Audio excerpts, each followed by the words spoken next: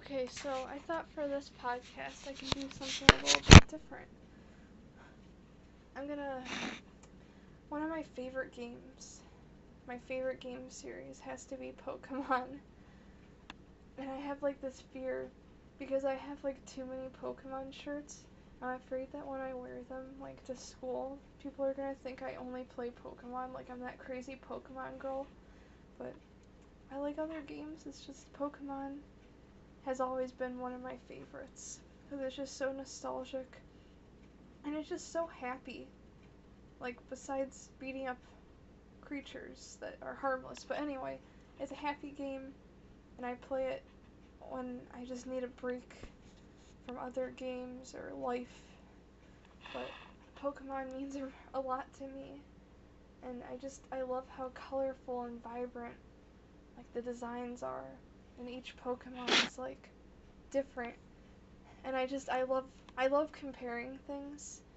So comparing the generations, each of them are so unique. Like you look at a Pokemon and you're like, yep, that's from the Sinnoh region, that's from Hoenn, Kanto. I love how different they all are. Besides, well, Pokemon Sun and Moon, like even though they have like Alola forms, they're still cool because you can just tell that they're from that region. And I just like how each Pokemon has its own identity. I'm just rambling and sounding dumb again. But I thought I would talk about the Pokemon games that I own and memories with them and how much I love Pokemon. So the first ever Pokemon game that I ever played was the original Game Boy Pokemon, Pokemon Red. And my brother gave it to me because he had Crystal and Yellow. He had a lot of the Game Boy ones, and he gave me Red when I was probably kindergarten, 4 years old, 5, and that was one of the first games that I really got into, besides Kirby, but that's for another story. But I loved Pokemon because I don't remember if I watched the anime first or if I played the game first, but I know they're around the same time. But I absolutely loved it. I just, I remember coming home from school and just sitting down and playing it, and I was so proud of myself when I actually got further. I'm on Victory Road, but I never got past it because I'm dumb, I guess. But maybe I'll have to try it again. But I remember I was outside with my family, and I finally beat the last Elite Four, or the last gym leader, and I was just so happy. And it was like one of the only games that I was good at back then. And just the animes, that was like almost all I watched when I was a kid, because me and my brother were obsessed with it, and I would watch the anime and I would play the games, and we had Pokemon cards. It's always been that special series that I just love everything about it. Like, I love the art style, I love the gameplay, and I like how it's relaxing. It doesn't pressure you because it's meant for kids, and it's like it's basically an easy game for anyone. But I just like how you can enjoy it so much. It's just the memories that go along with it are great too. To this day, I don't have the heart to delete my old files. Because even though I want to start new files and play again and relive those memories, I'm like, deleting my children. I don't want to do that. I don't want to delete my Pokemon babies. I I have like so many Pokemon games that time to time I just open them and I see all the terrible names I gave them when I was in 3rd grade, like pea poop, and I don't know. It was just I named one of them Bratwurst. I don't know. I don't know what was going through my mind. But with Red, that that was uh that was like the first game I can really remember playing by myself, because all the other times I would kind of watch my brother and my dad play and I would try it out, but I felt like this was the first game where I actually figured things out by myself. Because I remember the first time I was going through, it might have been, I'm probably wrong, Viridian Forest. It was like one of the first forest areas. And I was going through it and I was trying so hard to catch a Pikachu because I wanted a Pikachu. And I finally found one and it was just so rewarding because I was actually doing something. I was making progress.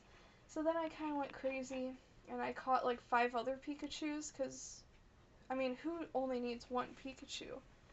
But sadly they all rotted in my PC and they were never used, like most of the Pokemon I caught. But now I make sure that I have, like, I make a rule where if I catch one Pokemon, I'm not gonna catch another of it. I can only have one of each Pokemon because it just gets so confusing and terrible. And I feel bad for those little guys. I mean, come on. Because I did that also. The second one that I got from my mom. And it was a big surprise because I always talked about, oh, I want Sapphire. And then she gave it to me and I was like, wow. But I got Sapphire and I don't know. Like, when I was younger, I was just like, oh no, this is too hard and I can't do this. So I'm like, this is a bad game. So I was kind of disappointed. But now, I'm just like telling myself the reason why you couldn't move further is because you didn't read the directions, you idiot. Sapphire and Red are now one of my favorites in the series. They're just, the music, I'm gonna do a video about my top music from Pokemon 2, but I love the soundtrack, and I love the gameplay, I love the Pokemon. I don't know, I sound like a loser. I love everything about Pokemon. It's just so happy, and I can really get into it. I can play that thing for hours. But, Red was awesome. The second one, like I was saying, the second one I got was Sapphire. And that's kind of when I stopped watching the anime, like, regularly. Like, I would watch it from time to time, but I remember more from the original anime. I watched less of the second one, I think. But Sapphire was pretty good, too. I have a similar story to the Pikachu fiasco, but there's those, I think it was called Plus and Minus? Something like that. But I really wanted to catch the blue one. I think it was Minus. So I would spend hours trying. I was going through that field by when you first battle your rival, and I kept finding the red ones, and I would catch them, because I'm like, whatever, I'll keep catching these guys, I love them, even though I need one. Having more than one means nothing. But I was trying to get the blue one, and I'm like, this is impossible, where is it? And then my brother's like, it's only in Ruby. You get the red one in Sapphire and the blue one in Ruby. I'm like, oh.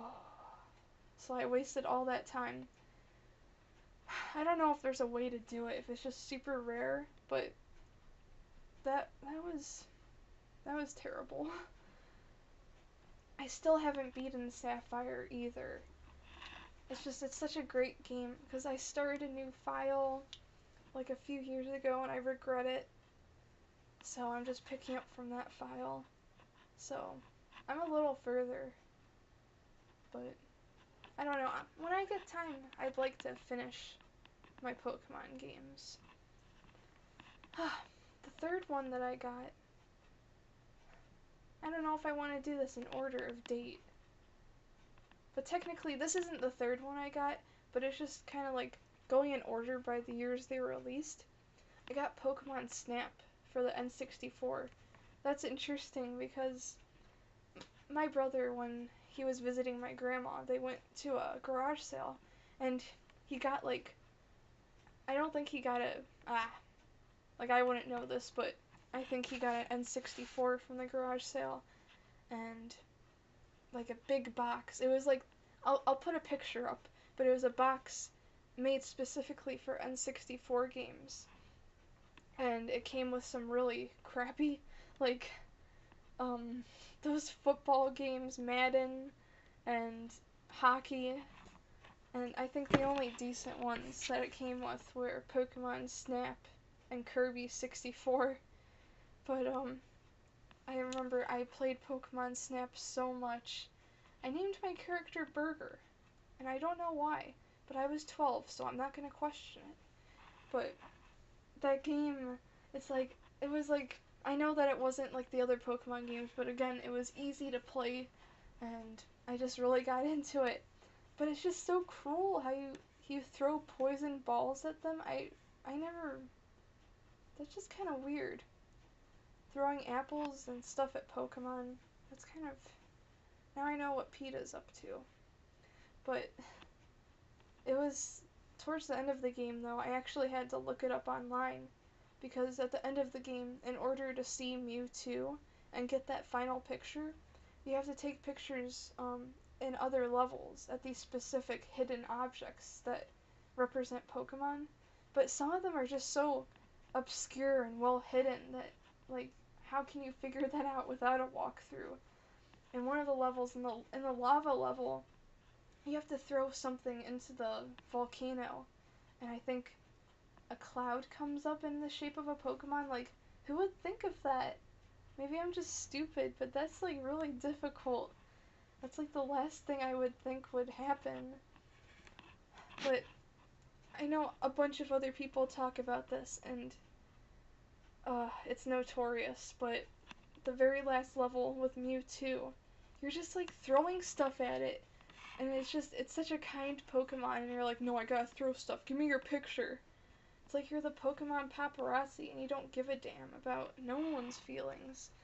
But when you finally get the picture, Professor Oak's like, that's a good picture. And the ironic thing is, you can get more points by showing a picture of Pikachu surfing. But when it comes to Mewtwo, it's like, who cares? You have to go to a different dimension to see it? Whatever. You have to get all of these different pictures to get to that dimension? You know, Pikachu surfing, now that is good quality. That's what I want to see. Thanks, Oak. You really made it worthwhile.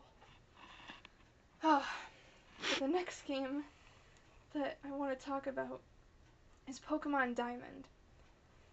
Or, Pokemon Pearl. But my brother has Diamond and I have Pearl.